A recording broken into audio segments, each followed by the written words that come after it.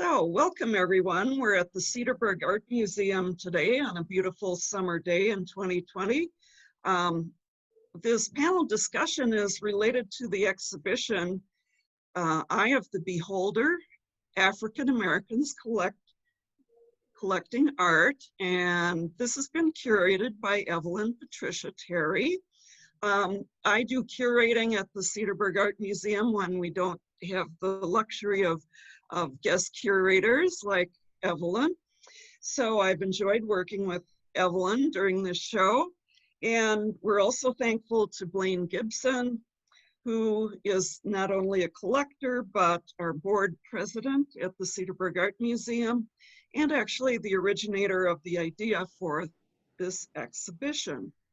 We also have a catalog that's related to this show, and that's available in our gift shop for $16. And it covers all 23 collectors, 68 artworks are included in a checklist. And we have Evelyn's biographical information about each of the 23 collectors. So at this time, I'm going to turn the meeting over to Evelyn, who can start with some of our questions. All right. Thank you, Mary, for that. I've enjoyed working with the museum. It's been a great experience to even go into the homes of all the collectors that I was able to meet with. I didn't get to meet with everybody, but I was able to look at the images from everybody and decide how to select pieces. And basically what I wanted to do was to try to get enough people in that either had a range of covering periods, like some artists may be represented more than once because they've been probably out longer or collected longer than other people. And I was also looking for a variety of styles. So all these people exemplified all of those criteria. I was looking for especially people, of course, with mature styles. And when I say mature styles, it's that they have a style that is distinctively different than somebody else's style.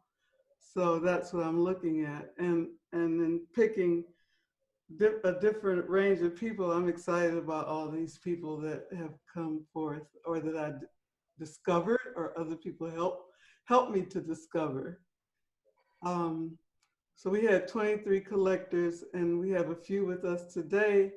Some of them are not able to, they said they were participating, but at the last minute they had to drop out because of appointments and commitments to other things. So I'm happy to have you with us.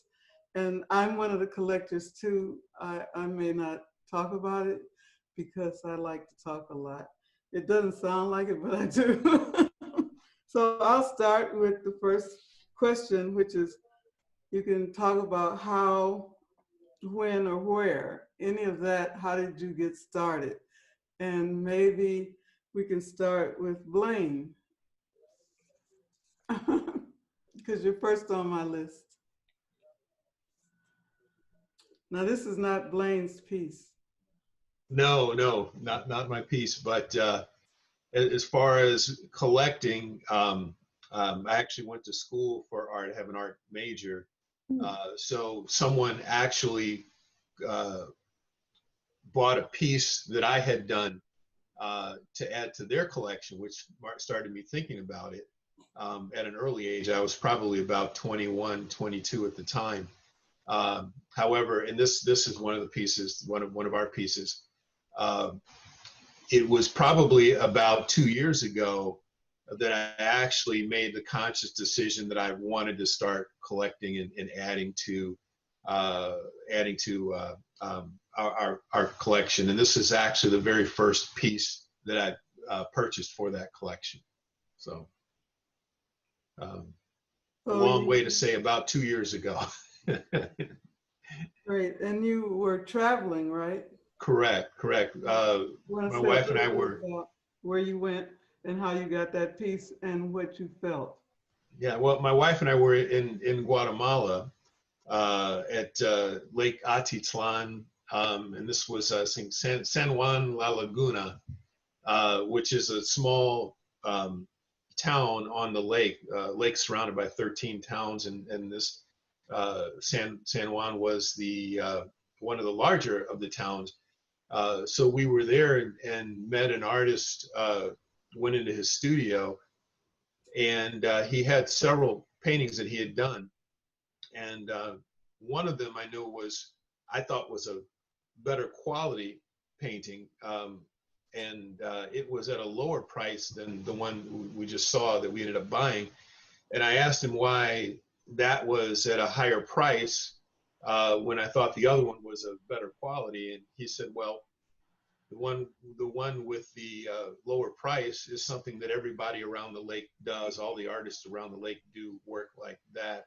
He said, but this one, he said, is a journey. It's a story of the journey of his people to a town, Chichicastenango, which is the like their market. It's almost like a holy journey. And I said, well, if you tell me about the journey, I'll buy that painting. And he did. And so I bought the painting, and I said, rest assured, I'll take good care of it. It'll be displayed prominently, in our home, things like that. And then he broke down and cried, and gave me a big hug. And so it was an interesting story. And he's probably about 5'4", so he came up to about here on me. Giving me a hug was something that was pretty interesting, but a good story with that painting. Great. You have anything else you want to say about collecting? I think that one of the things was, if I were to give advice to people that are collecting, first of all, I would collect things that speak to you or move you. And also, from my financial background on the other side of it, how do you position something like this for the next generation, and so on and so forth, is that, understand if this is something you want to leave to your kids and family, make sure it's something that they would like also, or if not, something you might plan on making other arrangements for, like donating to a museum or charity or something like that. But starting a collection, it's got to be something that moves you or speaks to you. And I would say that if you start with that, you won't go wrong. Great. Well, thank you. Next, we'll go to June Perry Stevens. Hi, June. Hi. I guess because I grew up with art. My mother was a docent at the museum where I grew up in Columbia, South Carolina, and I had to go with her every Saturday when she gave tours. So I remember clearly her pointing out Ramar Bearden, and so I knew about art and the quality of art and artists who were prominent during that time. So over the years, when I established my home, I started buying Charles Bibbs. Giclée, is that what it's called? The Giclée. Giclée.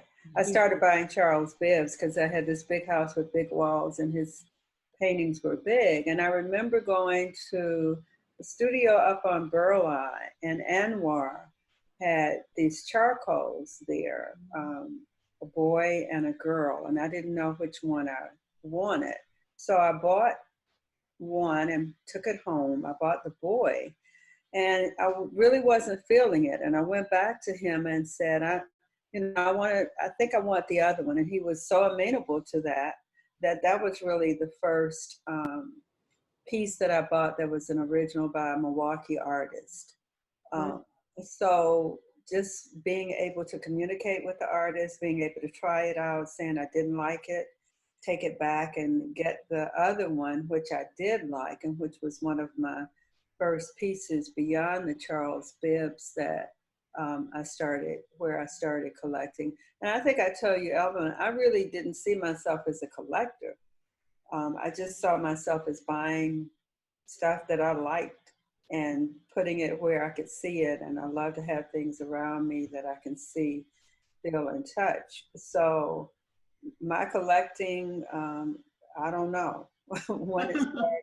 Well, you do have a collection, so you are a Yeah, yes, collector. I do. And you know, I live in a smaller place in a condo now, and I can't display everything, so I rotate it out. I have a storage area where I keep some things, and I may put something out, leave it for a year or so, and then change it up, move stuff around. So I'm glad to be able to have a collection that I can do with. And who knows, I may buy something. I bought the Romano a couple of years ago up at West Bend when I saw his exhibit up at the museum. And then I bought Sharon's That piece. piece, I love that. Yeah, I bought that Different. just maybe a year and a half ago. So I guess I continue to collect with things that I just really like the beauty of them. And with that piece, I remember visiting his studio outside of Madison. Yeah, I was sorry I couldn't do that. Yeah, I was out of town. And he's one of the newest people, self-taught artists who have come into prominence recently in this area. Yeah, yeah. I wasn't able to I meet. was not expecting anyone to have his work.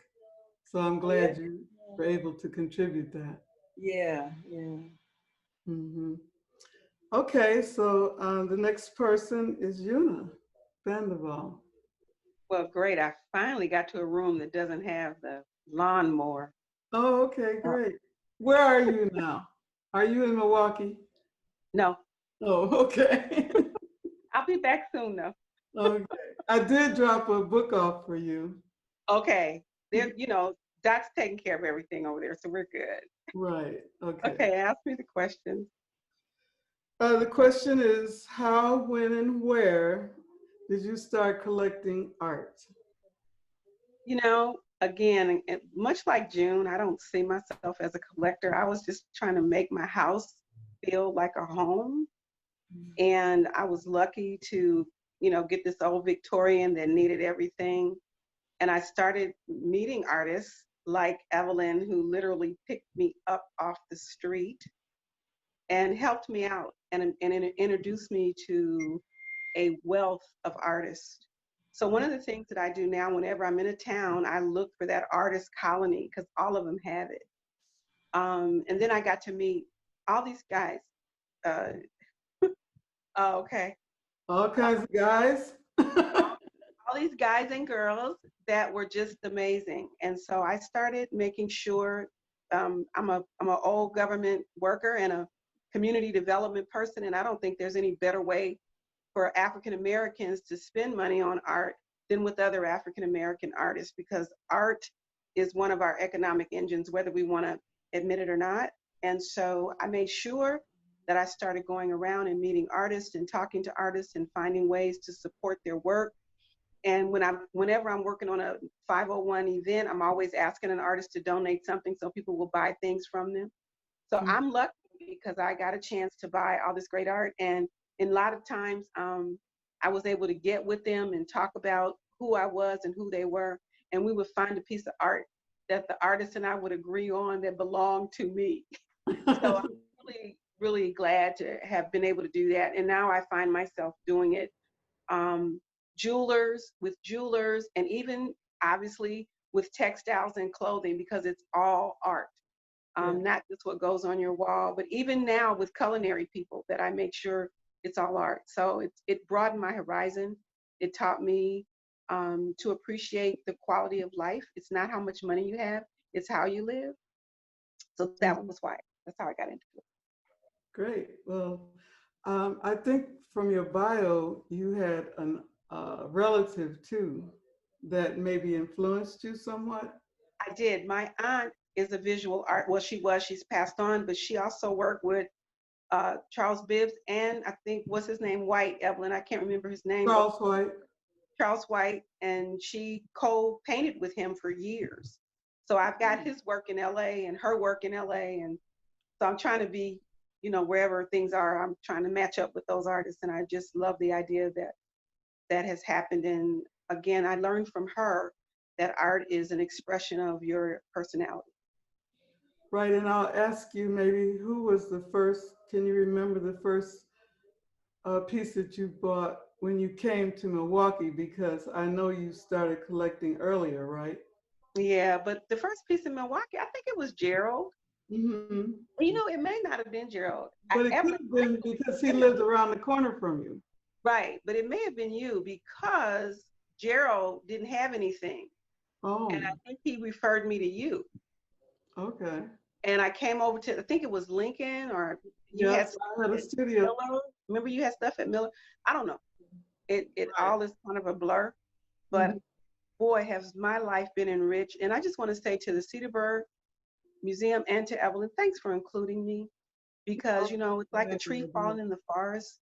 You don't become a collector, June, until someone looks at your collection. Yeah. So I own that, and I'm very honored and very happy that people are recognizing the art that we have. And I'm gonna say this for Della, because she's not on the call, but we need to protect our economic investment in our Black art and make sure that our artists are getting their due. So I'll just say that. And Evelyn, it probably was you, Probably. actually. Yes. Well, it was so long ago. So maybe in Hey, the I'm not that old. What? You're not that you're spring. Also, I will say, I don't know if it's up here, but there's also a piece in there from my daughter who, Right. grew up doing this. Evelyn took it.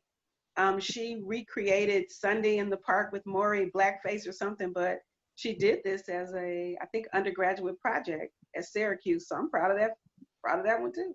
Got to make your own artist sometimes. Who knows? Yeah. Right. That's great. Well, thank you. Thanks. The next person is supposed to be me, but I'll go to Wayman because Della isn't on. Della did text me because I text her, and she said she forgot. So I'll see. I told her she could come in, and Cynthia, I know, said she was coming in, but I don't know if she can get in so easily. So Wayman, let's go with you. Hey, what's your question? Oh, okay. The question is, how, where, and when did you start collecting? I know you have a beautiful story about, when you thought about it seriously, but I know you, in your statement, said you started a little bit before that, but maybe you could tell both of them. Yeah, I was trained as an architect in the School of Art and Architecture. And so, and I thought I was going to be an artist until I, as a teenager, discovered this thing called architecture, which is art and science that are married together. And being at the university, I was always surrounded by young artists and art that sometimes was absolutely repulsive then, and would just elicit these different responses from me. But the most important thing of seeing art early was that I never thought of myself as a collector or that I could own it. I thought it'd be something I could make. And I knew artists. I knew artists out of the Chicago community, but I never saw myself as a collector until 2001. I was living in Portland, Oregon, and Bank of America had acquired a collection called the Hewitt Collection. And John and Vivian Hewitt had started collecting back in the Great Depression, and had collected one of the largest complete collection of art and African-American art in the country. And I remember going to the show. It was just a phenomenal show. And it really covered everyone from Henry O. Tanner through Romare Bearden, Hale Woodruff. I mean, it just had all of the legends of, let's say, the first 100 years of modern African American art. Mhm. And Mrs. Hewitt sold her collection to Bank of America for $39 million. Wow. But here's what's important. She could have gotten 3 to 4 times that.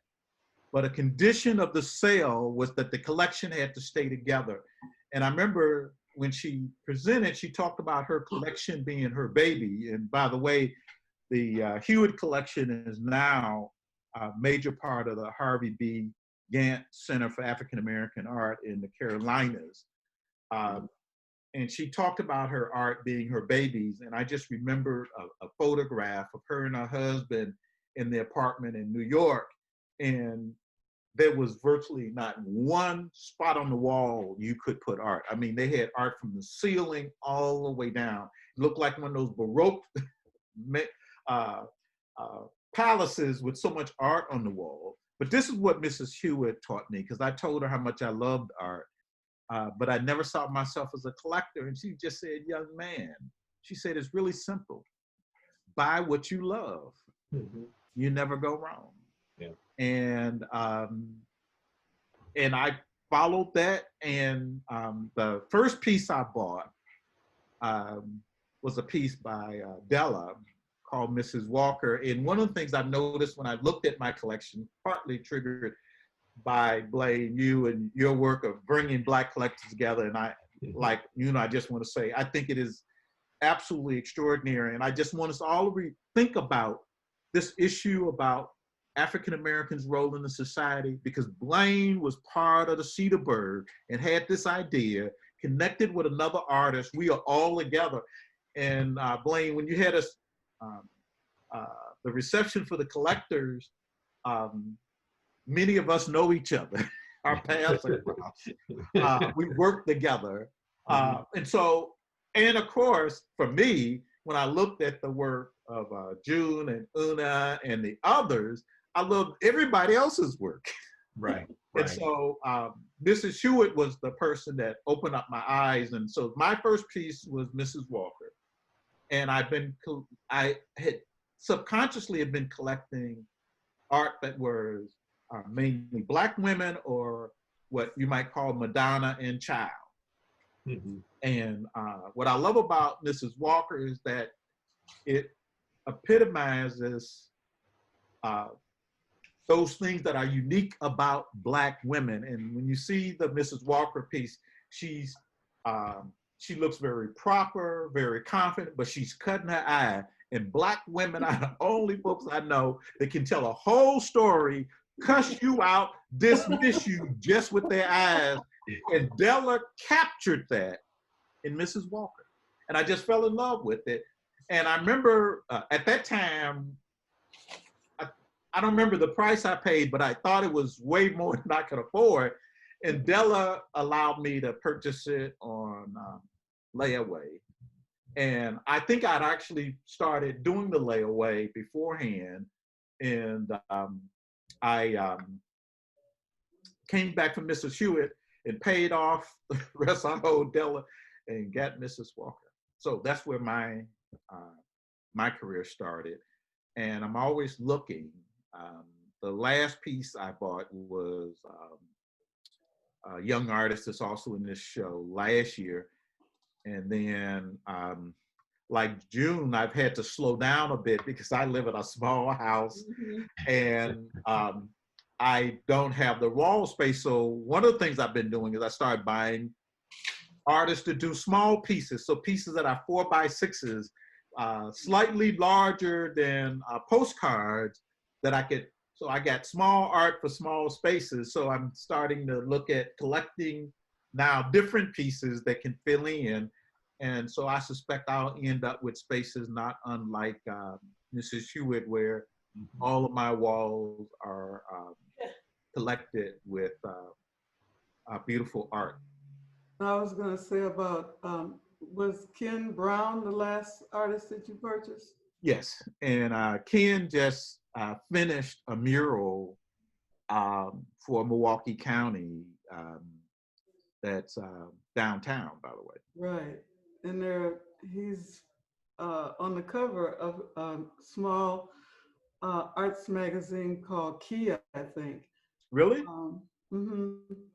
And he's gotten several commissions, so he's been very active in. Well, as I said, again, my approach is I fall in love with the art.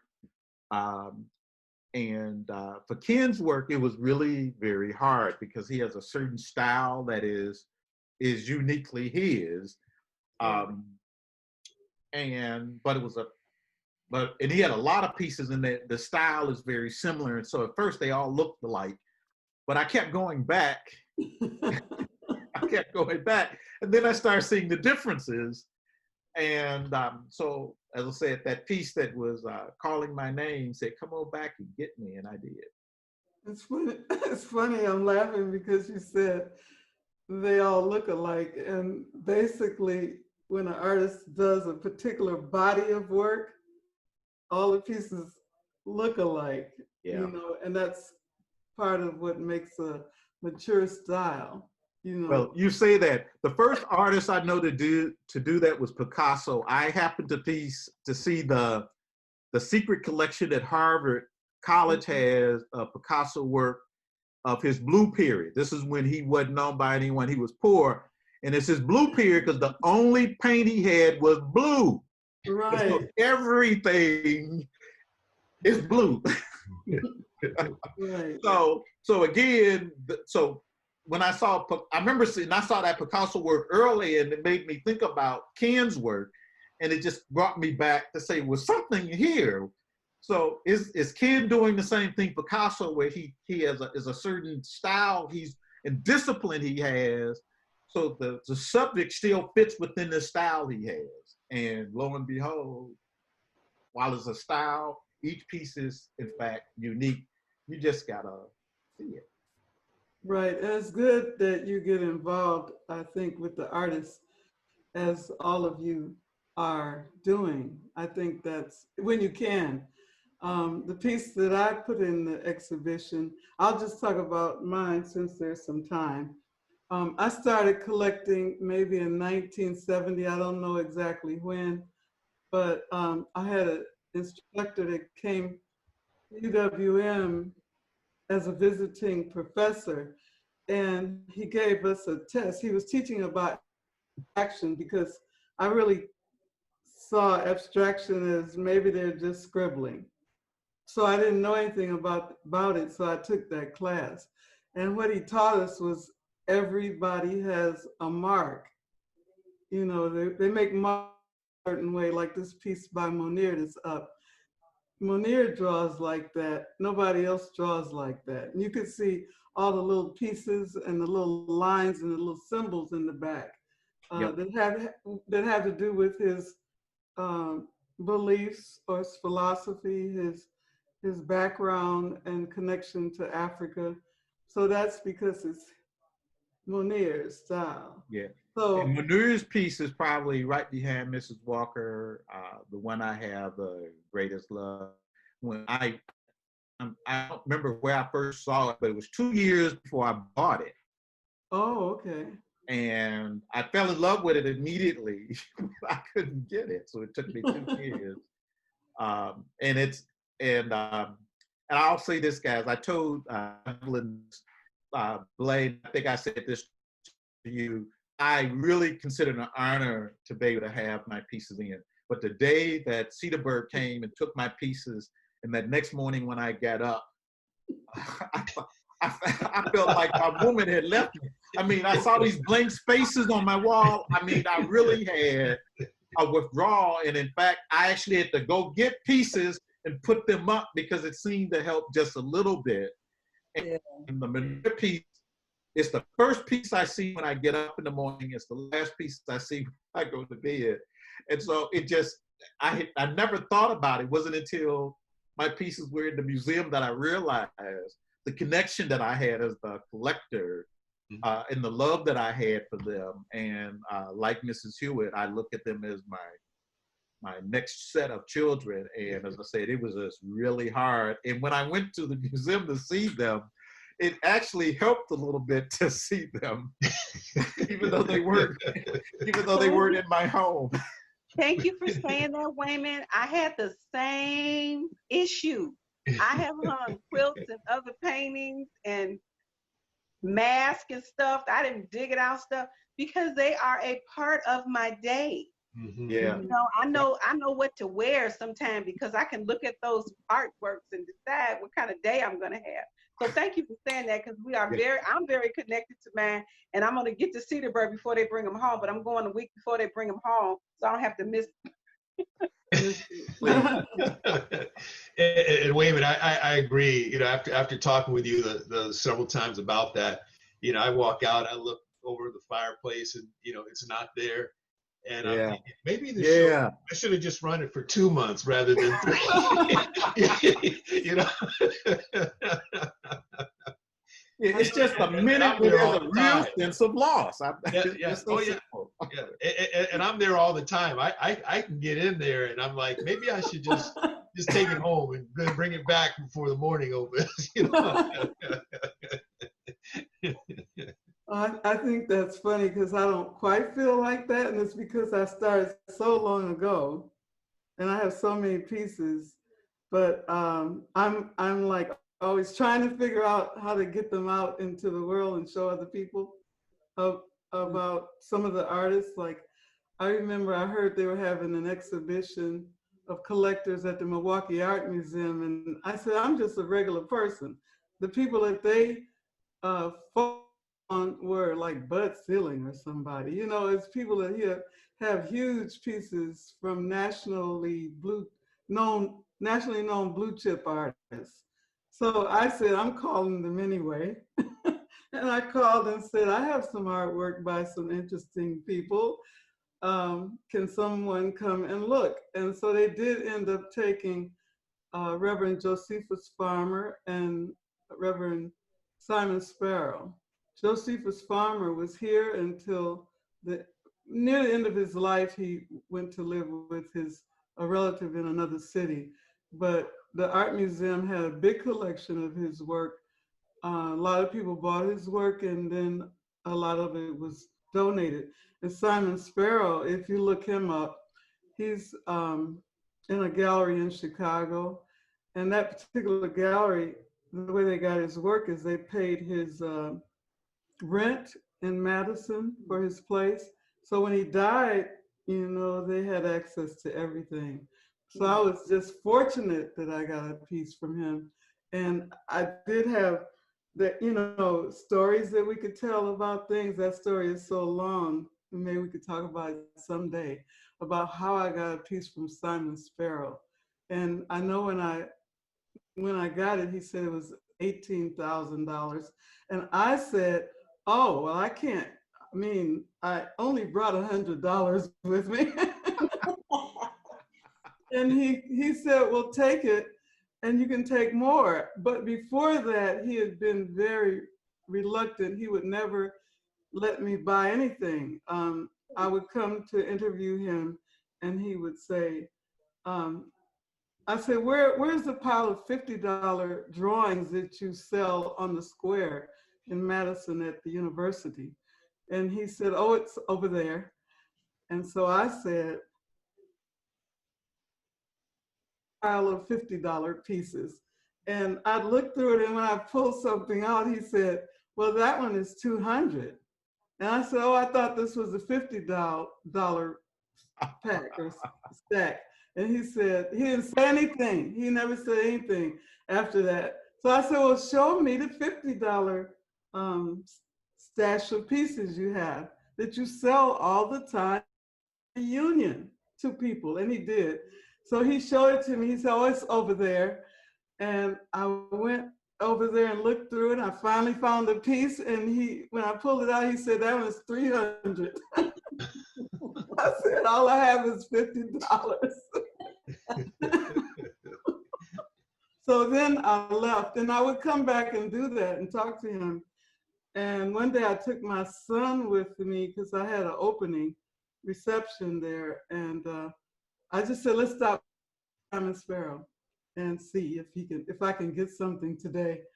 And he let me in, and he said, after he talked to my son, Fonday Bridges, he said, you can have whatever you want in here. And I kind of just said that one and pointed to something, and he said, yeah, you can have it. And I said, okay, let me get it out of here real fast, because I did not know what happened to him and why, if it costs $18,000, how long is it gonna take me to pay for this, you know? So I took it down, but then he told me, well, you could take anything else you want. And I said, oh, that's okay. In my mind, I was saying I can only work on paying this $18,000 piece off. So I thought that was a unique experience that I had in collecting. You know, almost one of the things that we were talking, I was thinking about, I remember getting one of your pieces, Evelyn, at a silent auction years ago. Okay. You had donated to, I think it was my church or someone, but I bid on it and I was surprised that I got it. That's St. Mark's? Yeah, right. So that was a long time ago. I still have it. It's one of the ones that I rotate out. And over the years, just seeing your development and how more people know and appreciate your art, I was really pleased. A lady who knows me very well gave me a piece of your art when I got married three years ago. Oh, right. I remember that. Yeah, and it was very similar. She's also a collector in this exhibition. Yeah, Nancy Samuel. Nancy and I were roommates in grad school. Oh, okay. We know each other's taste very well. It was so funny. She came to visit me the other day and found out that we had the same shoes on. That we had.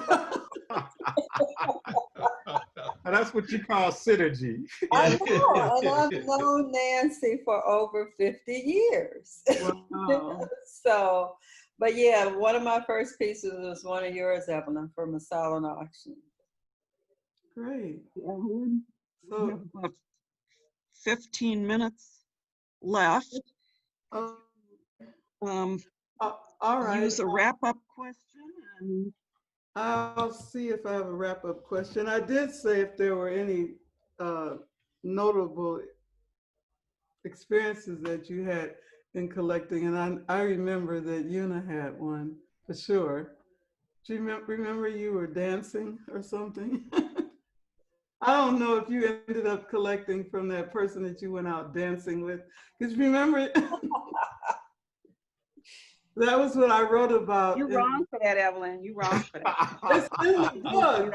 Okay, You haven't seen the book. She wants me to tell Patrick's story. I told her this. Did you use Patrick's piece? You have it in the. Remember Patrick Turner? No, but it's okay. You could talk about the story of you. Okay, so Patrick was not only an amazing artist that I'm sure you've seen his work, he was also a really good friend and totally insane. Patrick tricked me to go out with him one night. And this was, so you guys all know Calvin Greer, who was also a good friend. So Calvin, me, and Patrick. And Calvin has pieces in the exhibition.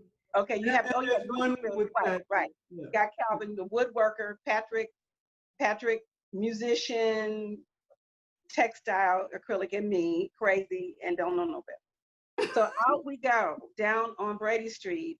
Patrick danced all night long. Patrick did limbo, he danced on tables, he did tap dance, he danced with every man and woman in the place, and then came back to my house and passed out for 2 days. Oh. And it was, I'm like, because Calvin was like, I should have told you not to take Patrick out.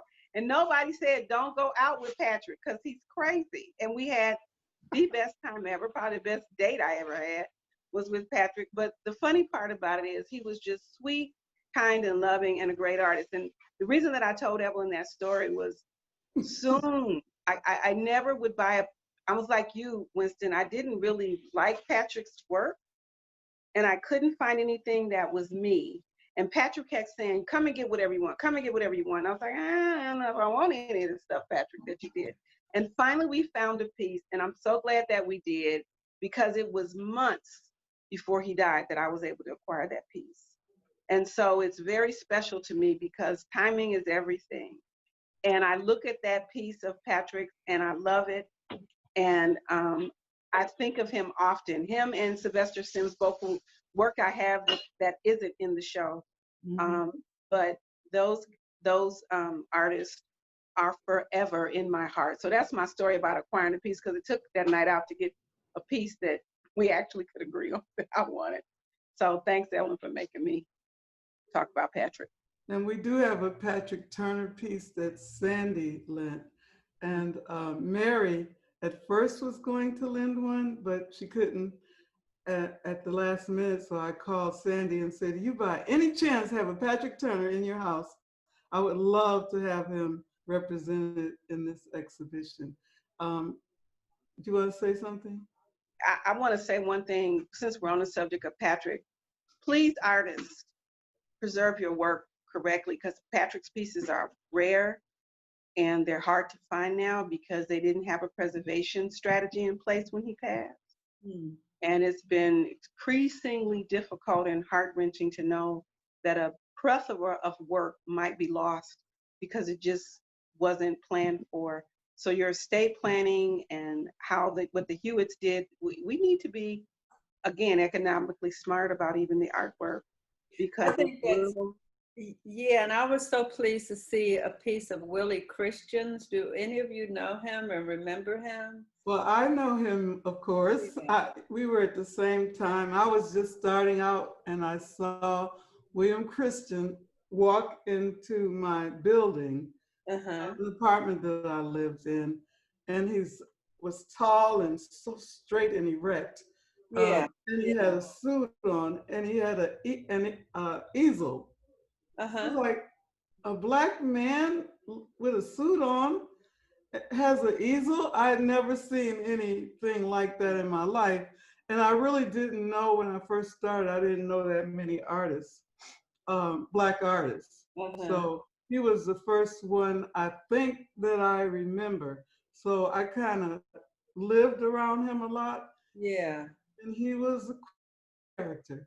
So I knew him very well. But his work is in several collections. So did you get a piece, June?